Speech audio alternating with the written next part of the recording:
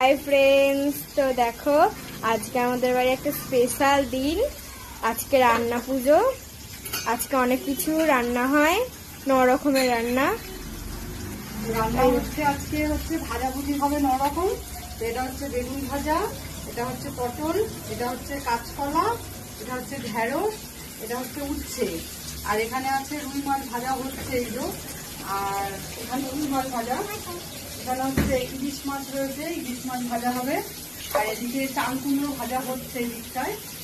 আর এখন অনেক কিছু কাটতে বাকি রয়েছে। মা ওখানে নারকোল ভাজা হবে, তো মা কাটছে।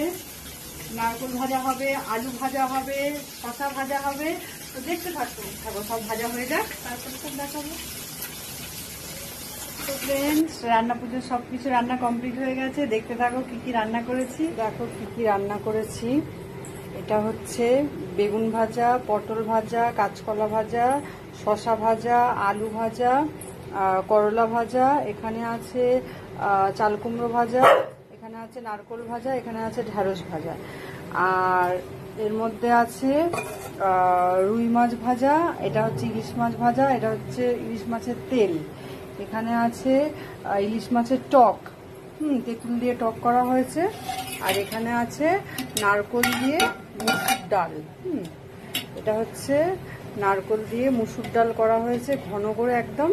তো এই হলো সব আজকে রান্না পুজোর রান্না। এটা করে ঠাকুরকে খেতে দেওয়া হয়। তো তারপরে কালকে সকালবেলা উনুন পুজো করা হয়। কালকে আর রান্না বান্না কিছু হবে না, মানে উনুনে আগুন জ্বালা আর যাবে না। তো কালকে ওই ভাতে জল ঢেলে রাখা হবে, তো এগুলোই খেতে হবে। তো এটা হচ্ছে আমাদের রান্না পুজোর নিয়ম। তো টাটা বন্ধুরা।